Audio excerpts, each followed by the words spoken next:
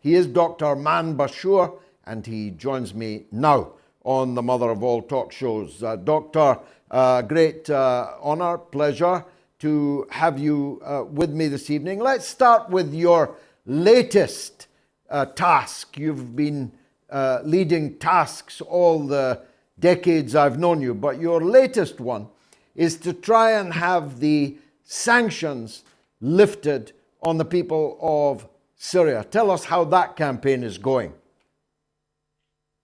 In fact, I've just finished a meeting with the international figures who are working with us from all continents, because I think this battle we are fighting these days is an international one. The siege on Syria, the blockade in Syria, will not be fought only on the Arab land or on the Syrian land. It should be fought all over the world because it's part of an international battle. There are 35 countries which are under American siege. Syria is one of them. And as you know, dear George, we have been partners in fighting against different siege, against the siege on Iraq and on the siege on Gaza, and even other sieges in Venezuela, in Cuba, in North Korea, etc. But this time, I think we are going to win. It's different from that battle which we have fought together against the siege and war in Iraq. And even it's different from that we have fought together against the siege in Gaza, because the international climate is different, because the balance of powers all over the world and in the region is different. Now Syria is, of course, facing a lot of problems, a lot of troubles, a lot of difficulties. But at the same time, Syria is not alone in this battle. We are planning for a convoy, which is like your convoy which started in London, Convoy Mariam. We want this convoy to come from Morocco, Algeria, Tunisia, Libya, Egypt, Sudan, and another convoy coming from Iraq, from Saudi Arabia, from Gulf countries, from Yemen, from Jordan, from Palestine, coming to Damascus. If we are going to succeed in this mission, I think something will happen in the Arab world, and of course it will have its results all over the world. And also we're thinking with our international... it does seem that the tectonic plates are shifting in the Arab world after all this time in which no Arab leader would visit Damascus or would allow the president of Syria to visit them, with Syria being effectively booted out of the so-called Arab League. The plates are shifting. Now the rulers of the Gulf and elsewhere are now queuing up to, in a way, normalize relations with Syria. Is this under pressure from their public? Of course, it's under pressure of the public. The Arab nations are all with the Syrians in this battle. But also, it's under the, I can say, there is a change in the balance of powers, regional balance of powers and international balance of powers. And I think many Arab rulers are now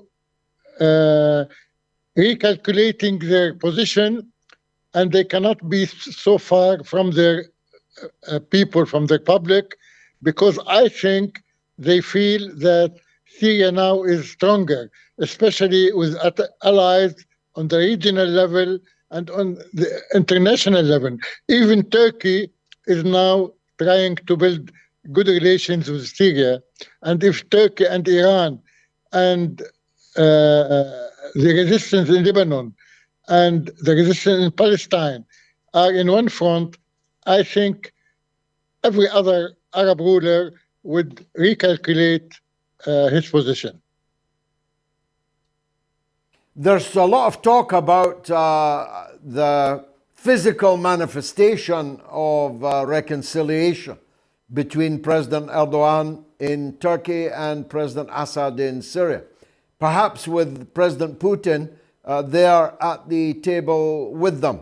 Can you tell us the likelihood of that? And look, the Syrians are, until now, you can say they are reserved about this physical meeting between Erdogan and al-Assad because they think that the situation in Turkey will not help Erdogan anymore. But I think the Iranians are playing an important role to ease the situation between Syria and Turkey. And I think most probably there is going to be a meeting before the Turkish elections. Maybe Erdogan needs such a meeting, and Assad also needs such a meeting, especially if the Turkish government is going to change its attitude towards the Syrian crisis. I think things are going to the interest of Syria because of they thought in 2011 that the Syrian regime would fall in weeks or in months. And as I was telling you at that time, the Syrian regime is strong enough to stay, but it's not strong enough to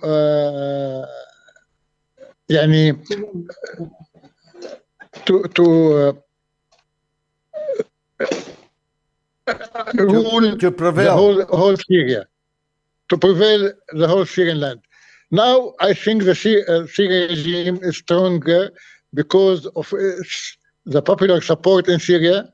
The Syrian army is now stronger, and of the allies, which are international, which are regional, and which are Arab allies.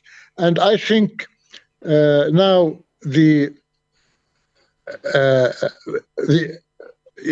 position of the Arab people all over the Arab world has changed a lot since 2011, and they understood that Syria was the victim of a very dangerous conspiracy led by the states and by the Zionist entity. Now, the predictions that Assad will fall in weeks, months at the latest, almost everyone who made those predictions has themselves gone, and Bashar al-Assad is still standing. To what do you attribute that? Look, as I used to tell you at the beginning of the crisis in Syria, Bashar al-Assad's strength comes from different angles.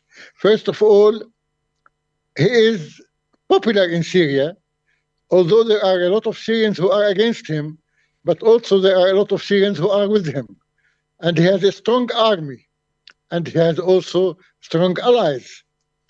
Once I was talking with one of the leaders in the Arab world, telling me that the regime in Syria will collapse soon. I told him, and he told me that a lot of forces are fighting against Syria. I told him, yes, I know that a lot of forces are fighting against Syria, but also there are a lot of forces which are supporting the Syrian regime. Maybe America, maybe the States is fighting against Syria, but there is Russia which is fighting with Syria. Maybe European Union is fighting against Syria, but China is with Syria.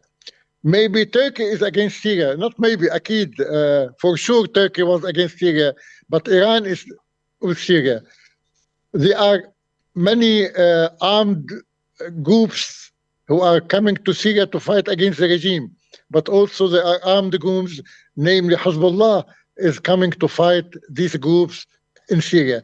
So the balance of power is not uh, against Syria. The balance of power is going to be more and more in favor of Syria. That's why Syria standed all these years, standed still all these years, and I think it's going to win in the final analysis. The Americans are still occupying, of course, the grain and oil producing parts of Syria, with remarkably little comment from the international media and political class, who we're told are completely against seizing other people's territory by force. How long can that tolerably last? I remember very well in the early 1980s, Ronald Reagan's Marines were literally blown out of Beirut. That's bound to be the fate, isn't it, of the American forces occupying Syrian territory? Why have they not been chased out already? Yani, I cannot speak what's happening on the fields, but I think there is going to be a strong Syrian resistance supported by the allies of Syria, which is going to conquer the Americans and make them leave Syria sooner or later, because they cannot stay in Syria. They were expelled from Iraq, from most of Iraq, and they are going to be expelled from Syrians. Syrians are known to fight against many occupying forces. In Lebanon, they fought with the Lebanese resistance, and they were able to kick the Israeli army from Lebanon. In Iraq, they fought with the Iraqi resistance, and they were able to make the Americans withdraw from Iraq. And I think they are going to do the same thing with the Americans. But as I know, it's a little bit complicated, the situation, because there are three kinds of foreign forces in Syria occupying Syria: the Israelis in Al-Julan in the south of Syria, the Americans in the northeast of Syria, and the Turks in the west. In the west of Syria. So the Syrians are going to fight all these, and they are supported by a lot of forces, mainly resistance forces. Lastly, of course, we saw the devastating earthquake, which has killed the best part of 50,000 people now, which struck Turkey and Syria. International generosity from the public was enormous. In Britain and in other countries, huge amounts of money were quickly raised. But of course, the sanctions on Syria and the peculiar relations which the British government and others still have with the alphabet soup of Islamist extremism in Syria meant that some of this aid went to the wrong people, and a lot of this aid wasn't able to reach Syria at all. Tell us, if you will, what's the current situation of those suffering the after effects of the earthquake? And first of all, the Syrian government was very positive in helping people under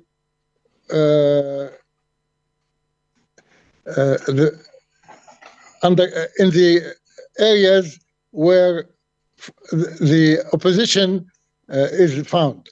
First of all, Syrian government was very positive, and it opened all the roads to these areas. Second, as you told, they used this Syrian opposition. They used it as the reason for not helping Syria. But I think double standard here was very clear, not only against Syria, but even against Turkey. If you see the amount which is sent to Ukraine to fight the Russians, and you see what the amount was sent to Turkey, which is an ally to the West, which is part of the it is an Atlantic country, but the amount of money which was sent to the Turks was very limited in comparison with that which was sent to Ukraine.